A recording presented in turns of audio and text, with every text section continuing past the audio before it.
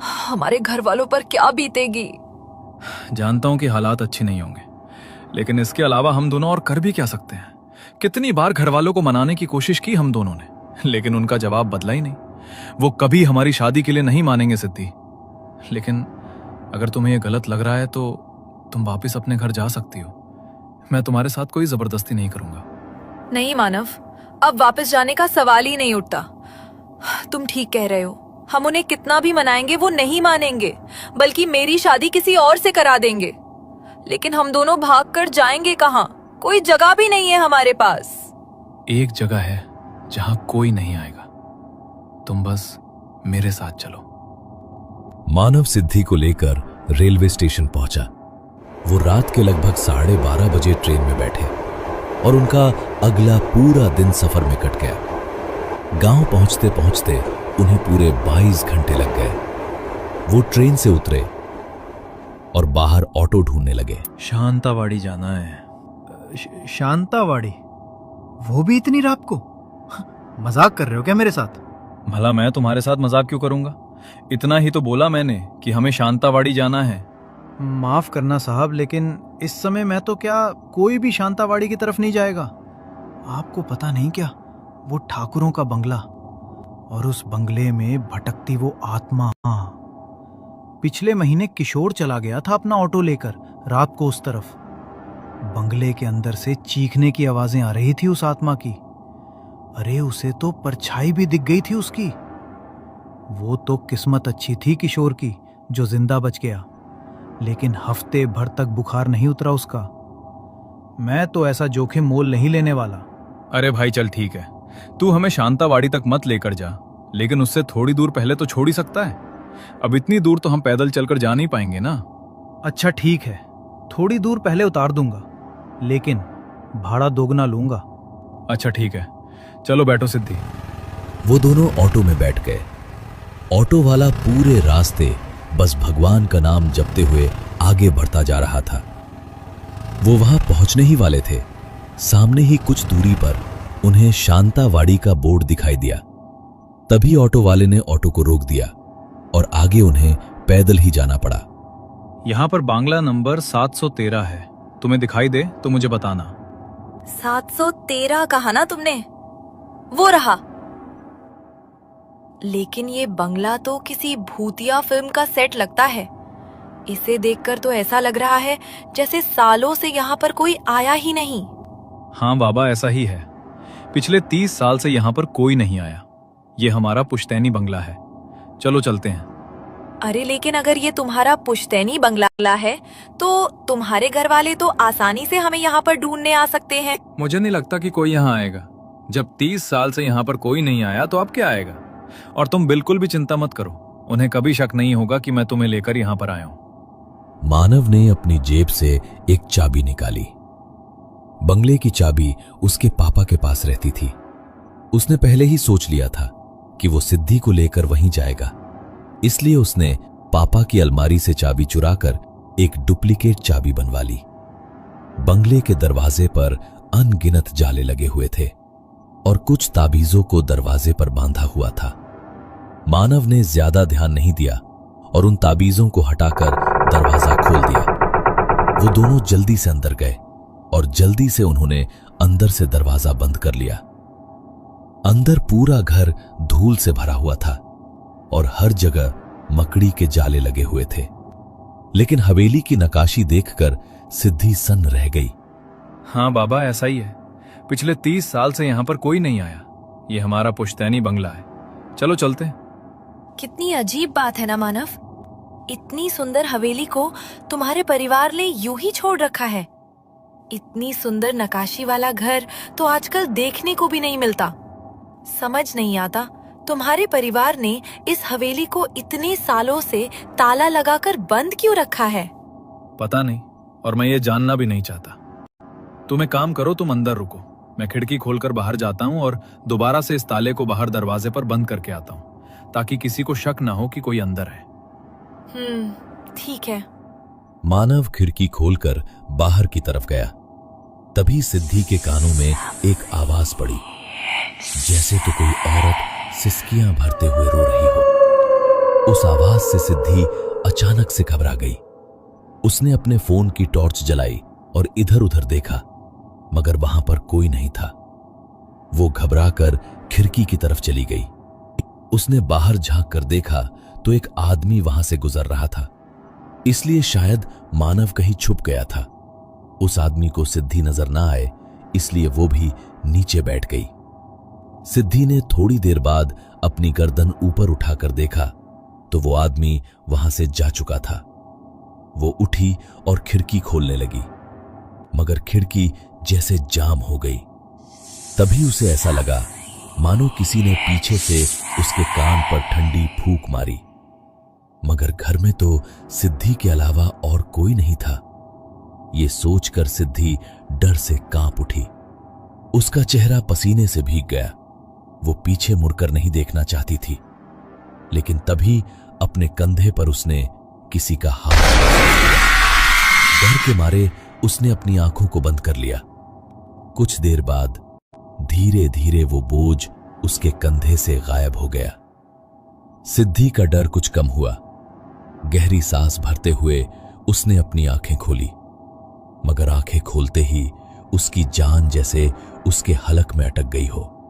सादा काला घाघरा चोली पहनी एक औरत ठीक उसके सामने खड़ी थी और उसका चेहरा काले घूंघट के पीछे छुपा हुआ था, मगर उसके भीतर से रिसता हुआ खून नीचे जमीन पर टपक कर गिर रहा था। कौन हो तुम? और दरवाजा तो बाहर से बंद था, तो तुम घर के अंदर कैसे आई? घर के अंदर तो तुम आए हो। मैं तो सालों से इसी घर के अंदर हूँ। क्या? मानव! मानव! सिद्धि ठीक से बोल भी नहीं पा रही थी। वो मानव का नाम लेती हुई खिड़की की तरफ भागी। उसने बाहर झांक कर देखा तो मानव कहीं नहीं था। तभी पीछे से उस औरत ने उसका हाथ पकड़ लिया। सिद्धि का पूरा हाथ खून से सन गया। सिद्धि डर से चिल्लाना चाहती थी, मगर उसके गले से उसकी आवाज ही नहीं निकली। वो इस हद तक घबरा गई कि बेहोश होकर वहीं गिर पड़ी।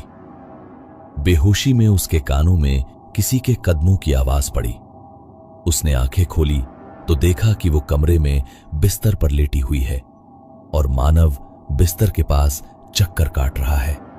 मानव, मैं रूम में कैसे आई? मैं तो नीचे बेहोश हो गई थी ना। और वो औरत कौन थी? पता है कितना डरा दिया था उसने मुझे। क्या? कौन सी औरत? घर में हम दोनों के अलावा कोई भी नहीं है, तो कोई औरत यहां पर कैसे आ गई? लगता है तुम्हें अंधेरे में भ्रम हो गए थे और सामने वाले घर के काका बाहर ही आकर बैठ गए थे, इसलिए मुझे बाहर पौधों के पीछे छिपना पड़ा। बाद में जब मैं खिड़की से अंदर आया तो तुम बेहोश पड़ी हुई थी। तुम पक्का अंधेरे से डर गई होगी। नहीं मानव, मैं अंधेरे से नहीं डरी थी। वो औरत मेरे सामने खड़ी थी और उसने कहा कि वो बहुत सालों से यहीं पर रहती है। उसके चेहरे से खून भी टपक रहा था और उसने मेरा हाथ भी पकड़ा था। हाँ, और उसकी वजह से मेरा हाथ भी पूरा खून से सन गया था। देखो, मेरा हाथ देखो, मेरे हाथ पर अभी भी खून लगा होगा। सिद्धि ने अपने दोनों हाथ मानव की तरफ बढ़ाए, मगर उसके हाथ बिल्कुल साफ थे। खून की एक बूंद भी उसके हाथों पर नहीं लगी हुई थी। ये कैसे हो सकता है? मेरे हाथ पर खून लगा था मानव, मैं बिल्कुल सच कह रही हूँ। अरे बाबा, तो मैं कब कह रहा हूं कि तुम झूठ बोल रही हो। लेकिन ये सब हकीकत नहीं, तुम्हारा कोई बुरा सपना है। ऐसा कुछ भी नहीं है यहाँ पे। मैंने अपने नए नंबर से अमन को कॉल करके सब बता दिया है। उसने कहा है कि उसका एक दोस्त इस गांव के पास रहता है। वो हमारे खाने पीने और कुछ जरूरी चीजों में हमारी मदद कर देगा।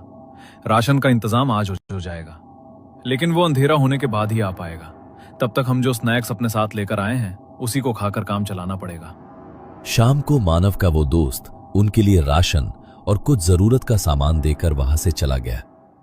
सिद्धि ने खाना बनाया और वो दोनों खाना खाकर सो गए।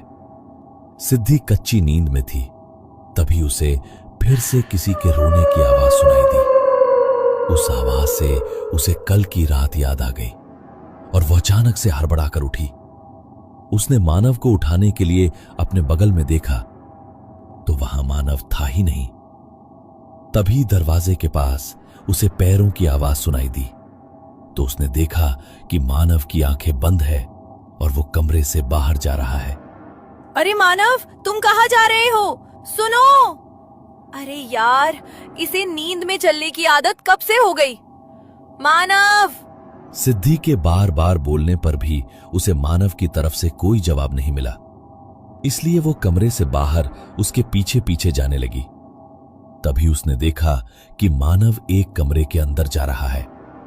सिद्धि भी वहां से उस कमरे के अंदर चली गई, मगर अंदर जाकर उसने देखा तो मानव वहां पर था ही नहीं। मानव, मानव कहाँ चले गए तुम? देखो, अगर तुम मुझे डराने की कोशिश कर रहे हो तो प्लीज ऐसा मत करो। मुझे यहाँ पर पहले ही अच्छा नहीं लग रहा। मानव! सिद्धि बहुत घबरा रही थी, इसलिए वो कमरे से बाहर जाने के लिए दरवाजा खोलने लगी, मगर दरवाजा नहीं खुला। तभी उसे पीछे से कुछ गिरने की आवाज आई। वो जैसे ही मुड़ी तो उसने देखा कि अलमारी के ऊपर से कुछ गिर गया है। उसने वो सामान उठाकर देखा तो एक सूटकेस वहां खुला पड़ा था। उसमें काले रंग के वैसे ही कपड़े थे जैसे उस औरत ने कल पहने हुए थे। ये तो बिल्कुल वैसे ही कपड़े हैं जैसे उस औरत ने पहने हुए थे, लेकिन ये कपड़े यहाँ पर कैसे आए? इसका मतलब वो सचमुच मेरा कोई भ्रम नहीं था। वो औरत यहीं पर है, लेकिन आखिर वो है कौन? ये बोलते हुए सिद्धि का ध्यान सामने शीशे की तरफ पड़ा तो उसने देखा कि उसके पीछे वही औरत खड़ी हुई है और उसने उसके कंधे पर अपना हाथ रखा है। उसे शीशे में देखकर सिद्धि पीछे की तरफ मुड़ी तो उस औरत ने अपने चेहरे से अपना घूंघट हटा दिया। उसका चेहरा बुरी तरह चोटिल था और खून से सना हुआ था। वो सिद्धि को देखकर रोने लगी। देखो, अगर तुम्हें कोई तकलीफ है तो मैं तुम्हारी मदद करूंगी, लेकिन तुम हो कौन और तुम्हारी ऐसी हालत कैसे हुई? बताओ मुझे। अब तू मेरी कोई मदद नहीं कर सकती और ना ही अब कोई तेरी मदद कर सकता है। ये बोलकर वो भयानक तरीके से मुस्कुराई और उसने अपने हाथों से अपनी ही गर्दन को मरोड़ दिया। उसके अंदर से एक काला धुआं निकला और सिद्धि के शरीर के अंदर जाकर समा गया। उसी समय सिद्धि का शरीर जोर से कांपने लगा। कुछ देर तक वो जोर जोर से कांपती रही, लेकिन कुछ देर बाद उसकी आंखें एक जगह ठहर गईं। चेहरे पर एक अलग सी हंसी छा गई। अब मेरा बदला शुरू होगा। बहुत साल बचा लिया अपने परिवार को तुम लोगों ने, लेकिन नियति तुम्हारे कुल के दीपक को मेरे पास खींच ही लाई। तुम्हारे तो पूरे वंश को खत्म कर दूंगी मैं। कोई जिंदा नहीं बचेगा अब। सिद्धि के शरीर पर अब वो कब्जा कर चुकी थी और मानव अपने कमरे में गहरी नींद में सो रहा था। तभी नींद में अचानक उसे कुछ अजीब सा लगा। उसका पूरा चेहरा पसीने से भीग चुका था, मानो तो वो जैसे कोई बहुत बुरा सपना देख रहा हो। तभी अपने सीने पर उसे किसी का हाथ महसूस हुआ।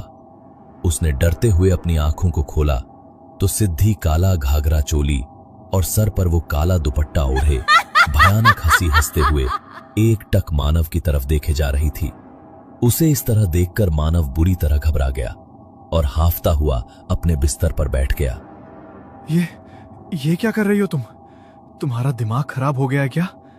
इतनी रात को ये क्या पहनकर बैठी हो, और वो भी इस तरह नीचे बैठकर मुझे घूर रही हो? पता भी है कितना ज्यादा डर गया मैं। मानव की ये बात सुनकर सिद्धि ने अपने चेहरे पर हाथ रखा और अपनी दबी हुई हंसी को छुपाने की